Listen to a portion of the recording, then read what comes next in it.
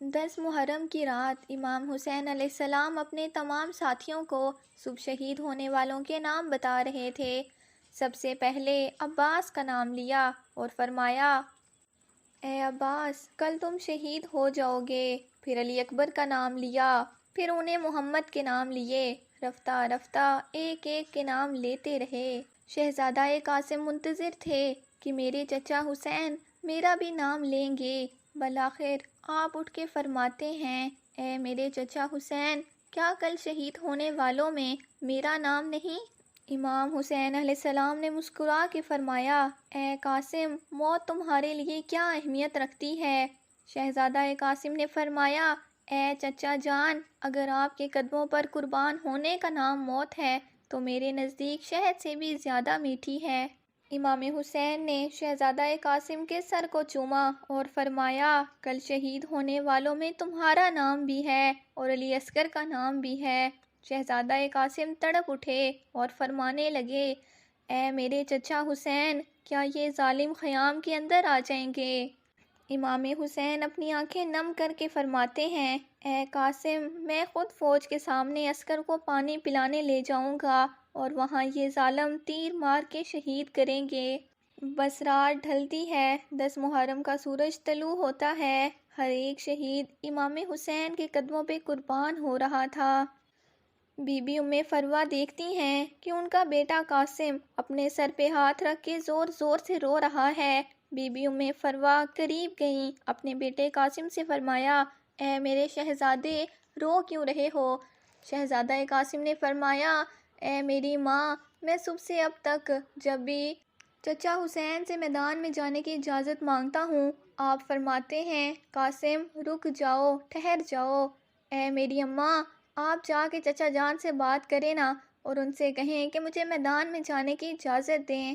جیسے ہی شہزادہ قاسم یہ فرماتے ہیں، بی بی ام فروہ کو امام حسن کی وصیت یاد آتی ہے۔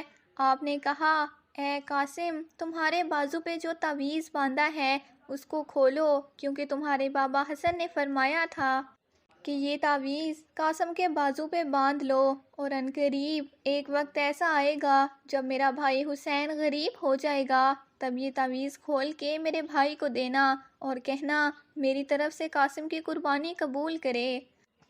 بس جیسے ہی شہزادہ قاسم نے تعویذ کھولا، اس میں امام حسن کی وصیت تھی، اس کو پڑھا اور دوڑتے ہوئے اپنے چچا حسین کے پاس آئے اور فرمایا، اے میرے چچا حسین، میرے بابا نے آپ کے لیے کچھ لکھا ہے۔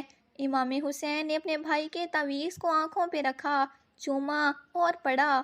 اس میں تحریر تھا، اے میرے بھائی حسین، میں نے بچپن میں سنا تھا کہ ہماری ماں وقت آخر ہمارے بابا علی سے فرما رہی تھیں کہ میں نے اللہ کے رسول سے سنا ہے کہ ہمارا بچہ حسین 3 دن کا بھوکا پیاسا کر کے کربلا کے میدان میں شہید کیا جائے گا۔ اس وقت نہ اللہ کے رسول ہوں گے، نہ میں فاطمہ، نہ علی تم، نہ حسن ہوگا۔ میرا غریب حسین بے دردی سے قتل کیا جائے گا۔ تب سے میں دعا مانگتا تھا کہ اللہ مجھے بیٹا دے جو میں کربلا کے لیے رکھوں، تاکہ وہ میرے بھائی حسین کے قدموں پہ قربان ہو۔ اے حسین، آج قاسم کو میری طرف سے اپنے قدموں پہ قربان ہونے کی اجازت دو۔ امام حسین رو کے تعویذ کو چومتے ہیں اور شہزادہ قاسم کے سر کو چومتے ہیں۔ آپ فرماتے ہیں، اے قاسم، جا، اللہ کی راہ پہ قربان ہو جا۔ آپ فرماتے ہیں، اے میرے بچے، آج اس راہ میں تجھے خود پہناؤں گا۔ تاریخ نے لکھا، امام حسین ایک ایک اسرہ شہزادہ قاسم کے جسم پہ پہناتے رہے، لیکن کوئی بھی اسرہ ان کے جسم کے مطابق نہ نکلی۔ شہزادہ قاسم نے فرمایا، اے میرے چچا حسین، مجھے بغیر اسرہ کے میدان میں بھیجیں، شاید اللہ کی مرضی یہی ہے۔ بس اللہ اکبر کہہ کے حسن کا لال سامنے آیا، شیر کی طرح فرماتے ہیں، اے فوج اشقیا، میں علی کا پوتا ہوں، عباس کا بھتیجا، حسن کا بیٹا ہوں۔ اگر کوئی ہے تو میرے مد مقابل آئے۔ عمر بن سعد، شمر اور دوسرے بہادر زور زور سے ہنستے ہیں اور کہتے ہیں، 13 سال کا بچہ ہمیں للکار رہا ہے۔ یزید کی فوج میں ازرق نام کا ایک بہادر انسان ہوتا ہے جو کہ ہزاروں کے لشکر سے اکیلے لڑ سکتا تھا۔ عمر بن سعد کہتا ہے کہ ازرق جا اور قاسم کا سر لے کے آ۔ ازرق ہنس کے کہتا ہے کہ اس 13 سال کے بچے سے بھلا میرا کیا مقابلہ، اس کے لیے تو میرا بیٹا ہی کافی ہے۔ تاریخ نے لکھا اس کا بیٹا گیا، شہزادہ قاسم نے ایک ہی وار میں اس کو فنار کر دیا۔ وہ حیران ہو کے دوسرے بیٹے کو بھیجتا ہے، وہ بھی فنار ہوا۔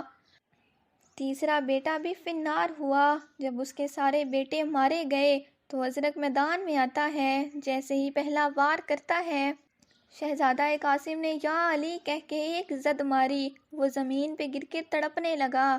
عمر بن سعد نے کہا یہ علی کا لال ہے، جاؤ سب مل کے حملہ کرو۔ بس ایک 13 سال کا بچہ اور ہزاروں کی فوج نے مل کر حملہ کیا۔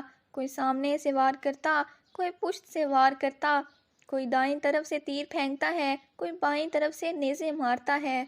بس ایک گرز شہزادے کے سر پہ لگا۔ شہزادہ گھوڑے کی نیز سے زمین پہ آیا اور آواز دی، اے چچا حسین میری مدد فرمائیں۔ امام حسین جیسے ہی میدان میں آتے ہیں، دیکھتے ہیں مشرق کے گھوڑے مغرب کی طرف، مغرب کے گھوڑے مشرق کی طرف دوڑتے ہیں۔ تاریخ نے لکھا آپ کا جسم مبارک گھوڑوں کے پیروں میں پامال ہونے لگا، آپ کا سینہ اور پشت ایک ساتھ ہو گئے، آپ کی پسلیاں ٹوٹنے لگیں۔ امام حسین جیسے ہی میدان میں پہنچتے ہیں، قاسم کی لاش کو ڈھونڈا، نہ پایا، بس دیکھا کہیں قاسم کا ہاتھ ہے تو کہیں قاسم کے بازو، کہیں قاسم کے پیر ہیں تو کہیں قاسم کا سر۔ آپ اپنی عبا میں اپنے بھائی حسن کی نشانی کو چنتے ہیں، بس جیسے ایک باغبان پھول کو چنتا ہے، ایسے ہی امام حسین نے شہزادہ قاسم کی لاش کو کربلا کی زمین سے چنا۔